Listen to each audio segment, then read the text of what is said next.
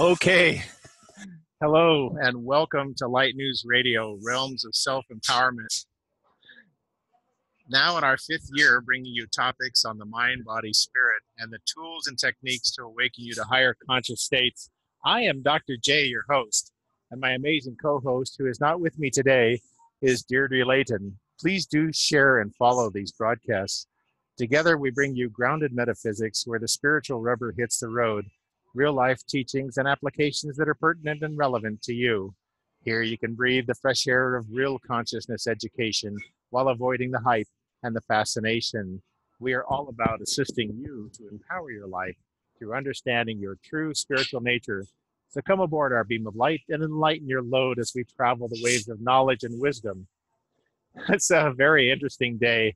Here I am in Calgary, Canada, and I just finished a 3-hour meeting, a business meeting, and I'm in a Starbucks where I have broadcast before, not this particular Starbucks, but it's very interesting how synchronicity works, because when I started to upload the broadcast and come to you live, the blenders started worrying and people started talking, and then the only couple that's in here sat down right behind me and decided to have a very vigorous conversation. So I'm sure that if I moved a little bit from one side to the other, you would see this couple. But truth in advertising, I can't really put them on. So today I kind of wanted to have an open forum. And the reason I do this on Zoom is so, of course, you can see me, but also they're much easier to archive and to put into our Light News Institute YouTube page that has a subheading called Light News Radio, Realms of Self-Empowerment.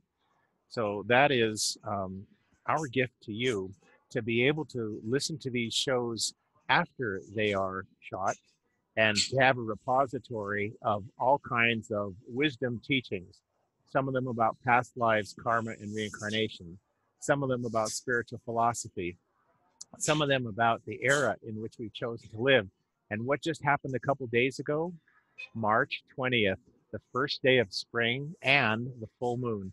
And as the Buddhists would say, this is a very propitious time, a very advantageous time to be incarnated on this planet. And yet, believe me, I get it, with all of the floods, the disasters, the cyclones, hurricanes, earthquakes, the political problems, the problems in academia with very rich people buying their children into the academic structure, which I'm sure, a lot of the political, bureaucratic, academic problems have been going on for ages. I don't think this is anything new, whether it's in religious circles, academic circles, business circles, bureaucratic circles.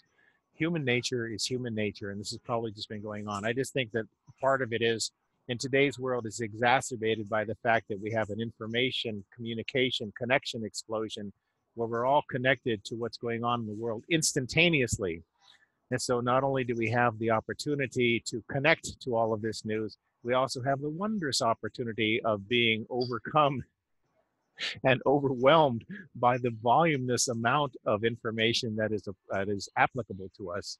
So it behooves us in this age to do the journey within. I know that some of the things we talk about in metaphysics and spirituality and consciousness studies are so cliche, but it doesn't change the truth of their nature. The way that we convey the message is different. I mean, think about the 4 seasons. Here we have spring, right? The seed is planted in the ground, and the seed basically contains the tree or the flower or the fruit or the vegetable. Whatever it needs to be is already contained within the seed, and it's ready to go. When it's put into the earth, the seed senses the telluric or electrical energies. It senses the moisture, it senses the nutrients, it senses even the subtle energy that is around it that encourages it to grow. And even the seed that's planted upside down still somehow knows how to be able to right itself and to send the shoot upwards and to send the roots downwards. And what is the seed? But something in the spring that is ready to come forth, to burst forth with its potency, right? To be released, to have that cosmic orgasm where it comes forth into the fullness of that which is what it was meant to be. And I use the analogy all the time of the caterpillar and the butterfly, you know, where if you're the butterfly and you come to the caterpillar and you say, oh, you have such potential, you know, you're not going to need those 100 pairs of Nikes anymore, but actually you're going to have these things called wings. And you've heard me say this before, is what is the caterpillar supposed to say? So we're living in an era where spring that has just come forth here last Wednesday is such a marker of the potential of who we can be and what we represent, and to externalize that potential into the fullness of our being. Well, how do you do that? Well, first of all, do you believe that every one of us does have a mission, a purpose, a statement that we came in to do? And some of those statements are, I'm here to raise crops. That's my job. I'm here to be an attorney and to defend those who cannot defend themselves. I'm here to be a financier. I'm here to be a healer. I'm here to repair shoes. In the eyes of the absolute, as my teacher said, all tasks are the same. So it's not whether your task is grand or more grand than anyone else. It is, what is it that you came to do here? What is your seed that is unique to you? What is that? And only you can know that. So the karma under which you were born dictates the setting and the sequences of events that are perfect for you to externalize whatever that seed is, whatever that purposefulness is. So you needn't worry as to whether the seed contains everything that you need to be who you need to be. Instead, the internal focus can be very loving. It can be very gentle. It can be continuing to turn within to the beauty that you are, because every thought you have is simply an externalization of something that goes on much, much, much more deeply. There's so many spiritual teachers that talk about how thoughts are like passing clouds. You know, you see the cloud going by, but at some point it's gone. And where did the cloud come from? Where did it go? And yet when it crosses our field of vision, we certainly observe it, but we're not the clouds. There's a wonderful spiritual teacher by the name of Sogyal Rinpoche, Sogyal, Sogyal Rinpoche. And he said, in the clear sky, there are no clouds. So what he's saying is the truth of who you are is a lot more than the thoughts you think. You're much, much more than that. Or as Deepak Chopra said in the 90s, he said, you are the space in between your thoughts. And so you are becoming your purpose the more you turn within and focus on what is the true self. And it doesn't mean you have to sit in meditation for 20 hours a day. You know, a meditation can be 30 seconds. A meditation can be holding your beloved little child or your beloved pet. A meditation can be a few moments of gardening or whatever that is for you, where you become very mindful, very focused in the moment. So you're going to see a lot of shifting, a lot of rebalancing, a lot of aggressive negotiations between the outer self and the inner self, so that you can come to balance in this time of spring is very emblematic of how whatever you require is there for you. It's a matter of attaining a level of inner focus so that you can apply what the inner self, what I like to call the master within, what you can apply with the master within yourself is already suggesting to you. And there is a synchronicity. Synchronicity is a word that implies everything is happening for a reason. So are we available to that reason? Are we available to that moment? Are we paying attention to what's going on right now? And so as we are alert, what we're doing is we're looking for the open energy. It is what is called, people who are very conscious and mindful are always alert to what's going on. They're looking for the cues. So I'll tell you a short story. Deepak Chopra was to fly to another city and to give a lecture. And as part of his lecture, he was to talk about grain forecasts for a country in Africa. I don't remember which. And of course, when he left his home, he left the report at his desk at home. And then only when he was on the aircraft did he realize that he didn't have his materials that he needed. And so he lands at the airport And I assume he was looking for a rental car, you know, walking out to the island where the traffic is after he got his luggage. And he's waiting for the shuttle bus to take to the rental car, I assume. And there was a fellow standing there with the Watchtower, a spiritual publication. And the guy was speaking out loud to anyone who would hear, "You need this, you need this, you need this." So Deepak was aware of the synchronicity of the moment, saying, you know, this must be the universe saying something to me, and I'm paying attention. And he goes over there to that fellow, and he says, "Yes, I would love to have one of those." So he gets the little publication, opens it up, and guess what? There are the grain forecasts for that country in Africa. And so that type of synchronicity is happening all the time, everywhere, to everyone, because it represents the potency of the seed within you to be who you came to be, but not to become, but to be more of who you are. Vivekananda said, you know, if you're a Presbyterian, I'm here to make you a better Presbyterian. If you're a Methodist, I'm here to help you be a better Methodist. Or Osho, O-S-H-O, a great spiritual teacher. He said, stop worrying about becoming. Just be who you came to be. What's another example? In February, where I live in San Diego, is a bare root time for roses. You know, we really don't have much of a winter at all, but we do get cooler and warmer. And so we put our bare root roses in the ground, you know, with fertilizer and water them. But isn't the bare root still a rose? When it puts forth its little shoots and little tiny leaves and little stems, isn't it still a rose? When it starts to put forth those little tiny buds, isn't that still a rose? When it puts forth the bud into a flower and the flower fully blooms, isn't that still a rose when you come back and trim it back to bare root for the winter? So the rose is always a rose. It is always itself, but manifesting in different forms to the potential of that which it came to be. So after it's fully bloomed, what happens? It goes through another cycle. So when we have spring, summer, fall, winter, you and I go through cycles of inner spiritual growth as well. And so the springtime is emblematic of that potential externalizing itself for you to be more of who you are, to externalize more of the truth of your being. And what would hold you back? Limiting belief systems, negative thinking, doubts, or fears. So when I awake in the morning, I have different rituals that I do, just like you. I'm the founder of integrative chakra therapy, a form of energy medicine and energy psychology that I've been teaching for over 20 years now, with over 500 students and graduates in the US and Canada. And I go through a little ritual every morning where I do my ICT, integrative chakra therapy technique, to cleanse and purify my chakras. But at the same time, if fear or doubt enters my mind, I ask myself a question. I say,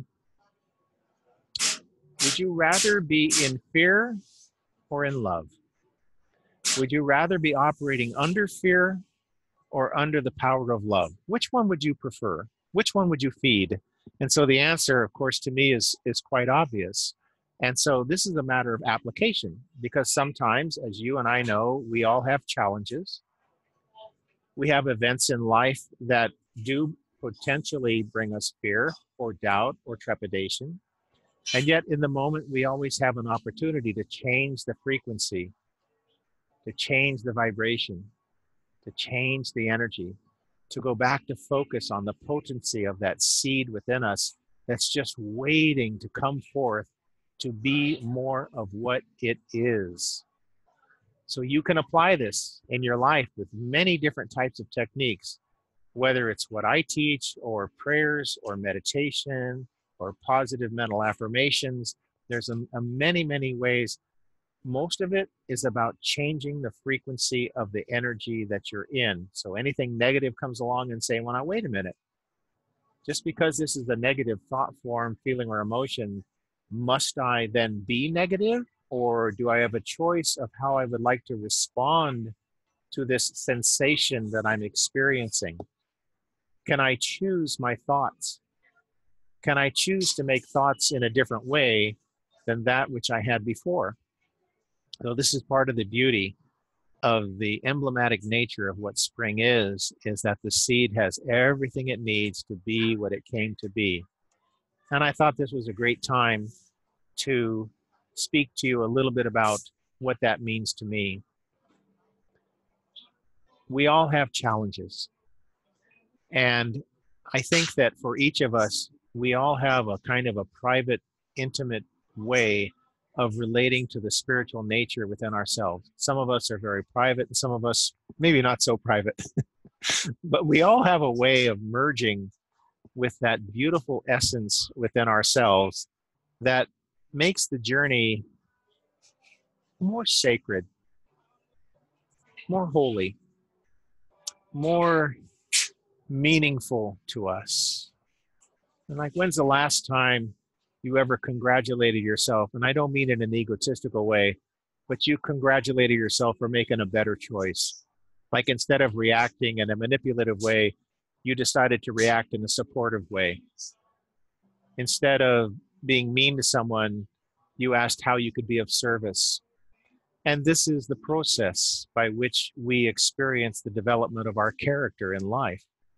So I think this is really, really an opportunity to use this time of the year, spring in the Northern Hemisphere, of course, just going into fall in the Southern Hemisphere. So if you're listening to this, maybe wait 6 months if you're in Australia. But use it as an example of who we really are. You know, we're always growing, we're always evolving. So make really good choices for yourself in the moment. I'm going to just check and see where we are in the time here. We're doing really good. I thought I would just keep the program a little bit shorter today, maybe just a half hour. And these broadcasts on Zoom are actually quite lovely because they give people the opportunity to come into the broadcast. Last week, we had a lovely couple on, Ken and Sheila from Airdrie, Canada, and we talked about past lives, karma, and reincarnation. And the idea of a lifetime, like as you're watching this right now, you have a unique identity, a name, you have someone that you see when you look in the mirror, and you are the result of the decisions and the actions that you made in those past lifetimes. That is who you are. So when you look in the mirror, your DNA makes you, but actually you make your DNA. The spirit that you are is what forms the DNA, that forms the person, is the one that you see in the mirror that has the potential to be in this lifetime what you came to be. So where's the bonus? The bonus is if you choose to develop yourself in more higher states of consciousness, in a more personal sense, we call it spiritual. In a more academic sense, we call it consciousness. But as you empower and evolve yourself in consciousness, you actually dissolve, disperse, and dispense a lot of the karma that you came in with that does present the limiting self-belief system. So think of the limiting systems and the challenges just like you would the weights in the gym. You know, you go to the gym and you're going to do this arm lift, and you're going to lift the weight, and the nature of the weight doesn't change. So if you do arm curls with, let's say, 2 kilograms of weight for one day, you could say, well, those spiritual practices, you know, that challenges and working against that weight that was the challenge really didn't do anything for me. But after 10 months, what happens to that arm muscle? It's stronger and it's more toned. So the point I'm making is the challenge is the same. The weight of the resistance is still weighs the same. You can weigh that weight on day one and 10 months later, and it's going to weigh exactly the same. What changed is you in relationship to the weight. So as you apply your own spiritual teachings, as you trust even more within you the wisdom that you already have, the wisdom that brought you to this planet, the wisdom of who you really are as a being of light who also has a physical body, you accomplish more in this lifetime than you could without developing that beingness. And I've told you this before, but I'll say it again. One of my main teachers, Dr. Hiroshi Motoyama, in one of his books, he said, The average human being takes 2 to 3 million years to evolve. But if you have spiritual practices, you can cut that down to 2 or 3,000 years. So I know you and I, when we look at that, we think humorously like, oh yeah, I understand. That's very funny. But at the same time, think of it as you remove the impediments to your joy, to your bliss, to your confidence, you're actually living your life much more on purpose. So if I were to ask you and say, well, how many of us are actually living our life on purpose? How many of us have actually taken control of our life or feel like life is controlling us? Difficult question sometimes, but we are all in that synchronicity of providing the cues, the clues, the events that will help us usher in greater forms of self-empowerment. So I'm giving you an assignment. Look around you, maybe not visually, but within your mind, look around you from day to day and ask yourself, are there signs that I'm seeing that are giving me subtle and not so subtle suggestions of where I am in life or what I should do or what is the answer to the decision that I was pondering?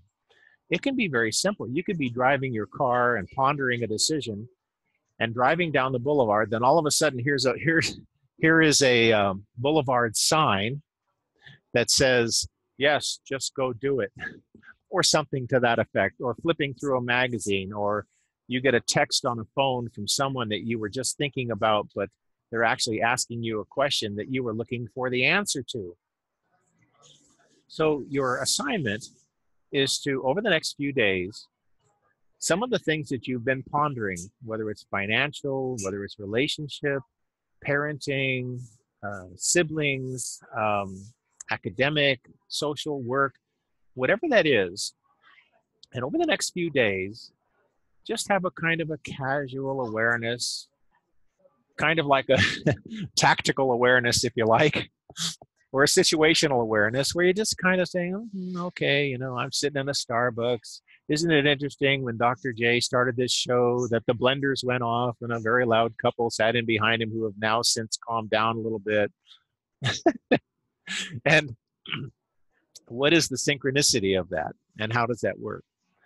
So what that is doing is you're using the power of your will to focus on your inner world.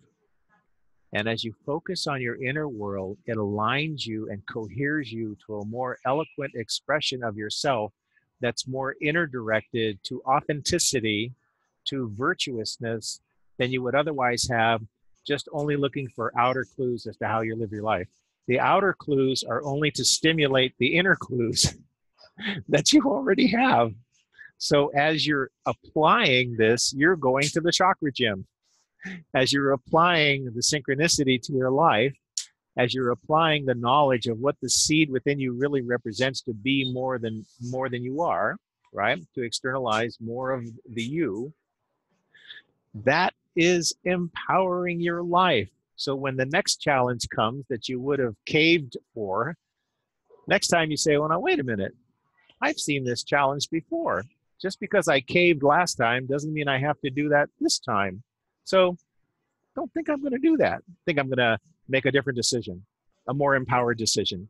And you can do this with joy in your heart. You don't have to do it like, oh, here comes another rough decision. I don't know if I can do this. Instead, why not be joyous? I mean, why not look at it from the other way around? Just because you may have responded to something in fear or trepidation before means, well, what if I look at it from a different? What if I look at it from, I am a juggernaut. I am confident and I know my way and I know what to do, and then do it joyfully, blissfully, harmlessly, compassionately. So isn't it wonderful to know that you really can go within? There really is a master within you. It's you. And that all you're really doing is awakening something that you already possess. It's a very beautiful thing. One of the wonderful events that I'm unfolding is a 6-module series called The Master Within. And it's pretty much getting ready to launch here soon. Within 6 weeks, I think, May 1st, probably. And it's 6 modules, 2-hour modules online about the methods, the techniques, the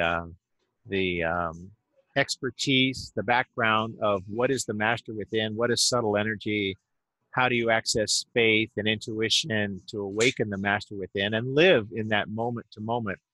And after the 6 modules is a bonus module that will tie everything together. And not only do we have an online presence for 2 hours, you'll be able to ask questions and answers, and you'll have a workbook that's a downloadable workbook after each module. And you'll also have homework assignments that I will be giving you. Then when we have our bonus level 7, we'll tie it all together. You will graduate. We'll have a ceremony and a certificate for you. So I'm very excited because this will be applying some of the things that we've talked about today. So I'd really like for you to reflect on the seed. You have everything you need. You incarnated with the power to dissolve your karma. You incarnated with the ability to dissolve limiting belief systems, fears, and doubts. And I know that some of us have great trials, great challenges. I think we're all meant to work together, not to just work uniquely. But if this video in some way helps you to empower your life, then I've achieved my goal. Because in this lifetime, for me, I'm a healer. This is what I came to do. I've been facilitating healing work for over 30 years now, and I have no intention of slowing down whatsoever. So I'm so glad you had the opportunity to listen to Light News Radio, Realms of Self-Empowerment. You know, please do share and follow. This is how we grow and reach more people. And there's a lot going on. You know, if you go to the calendar, my website is www.lightnews.org, www.lightnews.org, and you can read all about my background and so forth. And you know what? I just think I was ready to turn this program off, and I think there's somebody here that wants to come in. So let me just take a look here, if I can find you. Who is coming in?